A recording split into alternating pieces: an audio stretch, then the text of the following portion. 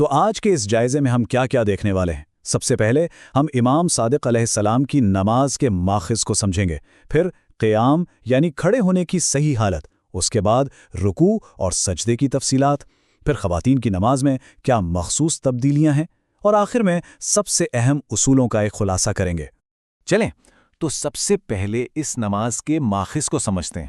دیکھیں، اس کی بنیاد وہ تفصیلی حدیث ہے جس میں امام صادق علیہ السلام نے اپنے ایک صحابی حماد کو نماز کا ایک ایک رکن عملی طور پر سکھایا تھا۔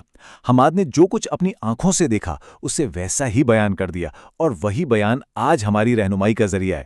نماز کا آغاز ہوتا ہے قبلہ کی طرف رخ کر کے اور بالکل سیدھے کھڑے ہو کر، لیکن یہاں صرف جسم کا سیدھا ہونا کافی نہیں، بلکہ اصل بات یہ ہے کہ دل اور دماغ بھی پوری توجہ اور عاجزی کے ساتھ اللہ کی بارگاہ میں حاضر ہوں۔ یہی تو اس عبادت کی روح ہے۔ اچھا، اب آتے ہیں نماز کے پہلے عملی رکن یعنی قیام کی طرف۔ آئیے دیکھتے ہیں کہ روایت میں کھڑے ہونے کی درست حالت کی کیا کیا تفصیلات بیان ہوئی ہیں۔ قیام کی حالت میں 4 باتوں پر خاص توجہ دینی ہے۔ پہلی بات، ہاتھ سینے پر باندھنے کے بجائے کھلے چھوڑ کر سیدھے رانوں پر رکھے جائیں۔ دوسری بات، ہاتھوں کی انگلیاں آپس میں ملی ہوئی ہوں۔ تیسرا، دونوں پیروں کے درمیان تقریباً 3 انگلیوں کا فاصلہ ہو۔ اور چوتھی اور بہت اہم بات، پیروں کی تمام انگلیاں بالکل سیدھی قبلہ کی سمت میں ہوں۔ قیام کے بعد اب ہم نماز کے 2 سب سے بنیادی ارکان رکوع اور سجدے کی طرف بڑھتے ہیں۔ یہ وہ 2 حالتیں ہیں جو اللہ کے سامنے بندگی اور عاجزی کے اظہار کا اصل مرکز ہیں۔ اب رکوع کی تفصیلات واقعی بہت دلچسپ ہیں۔ روایت کے مطابق ہاتھوں کی ہتھیلیاں گھٹنوں پر مضبوطی سے رکھنی ہیں اور انگلیاں کھلی ہوں، اور کمر کو بالکل سیدھا رکھنا ہے، اتنا سیدھا کہ اگر پانی کا ایک قطرہ بھی اس پر ڈالا جائے تو وہ گرے نہ۔ گردن بھی کمر کی سیدھ میں آگے کی طرف ہو اور نگاہیں جھکی ہوئی ہوں۔ رکوع کے بعد آتا ہے سجدہ، یعنی اللہ کے حضور اپنی پیشانی ٹیکنے کا عمل۔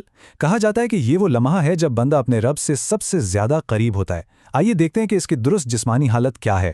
سجدے میں ایک بات بہت ہی اہم ہے، اور وہ ہے زمین سے لگنے والے جسم کے حصوں کی تعداد۔ روایت کے مطابق یہ 8 حصے ہیں۔ جی ہاں، 8۔ اور یہ 8 حصے کون کون سے ہیں؟ پیشانی، دونوں ہتھیلیاں، دونوں گھٹنے اور دونوں پیروں کے انگوٹھے۔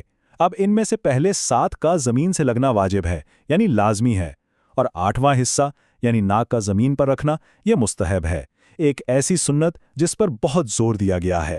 تو یہاں ایک باریک سا نقطہ ہے جو یاد رکھنے والا ہے۔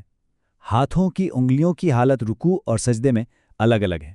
رکوع میں انگلیاں کھلی رکھی جاتی ہیں، جبکہ سجدے کے دوران انگلیاں بند اور ایک دوسرے سے ملی ہوئی ہونی چاہیے۔ اچھا، اب بات کرتے ہیں خواتین کی نماز میں کچھ مخصوص تبدیلیوں کی۔ ان تبدیلیوں کے پیچھے جو بنیادی اصول ہے وہ ہے حیا اور پردے کا خیال رکھتے ہوئے جسم کو زیادہ سے زیادہ سمیٹ کر رکھنا۔ یہاں مردوں اور خواتین کی نماز کا فرق بہت صاف نظر آتا ہے۔ دیکھیں، خواتین قیام میں پیر قریب رکھتی ہیں، رکوع میں وہ تھوڑا کم جھکتی ہیں اور ہاتھ گھٹنوں سے ذرا اوپر رکھتی ہیں۔ سجدے میں بھی وہ اپنے جسم کو سمیٹ کر زمین کے قریب رکھتی ہیں، جبکہ مرد اپنی کونیوں کو زمین سے اٹھا کر رکھتے ہیں۔ اسی طرح تشہد میں بیٹھتے ہوئے بھی خواتین اپنے گھٹنوں اور رانوں کو ملا کر رکھتی ہیں۔ تو آئیے اب ان تمام تفصیلات میں سے چند سب سے بنیادی اور اہم اصولوں کا ایک خلاصہ کر لیتے ہیں تاکہ اہم باتیں ذہن میں رہیں۔ یہ چند اصول اس طریقے کی بنیاد ہیں۔ پہلا، ہاتھ سینے پر نہیں باندھنے بلکہ رانوں پر رکھنے ہیں۔ دوسرا، پوری نماز کے دوران نگاہیں سجدے کی جگہ پر رہیں۔ تیسرا، ہر حرکت جلدی میں نہیں بلکہ پورے سکون اور ٹھہراؤ کے ساتھ ادا کی جائے۔ اور چوتھا، 2 سجدوں کے درمیان بیٹھتے وقت جسم کا وزن بائیں پیر پر ڈالا جائے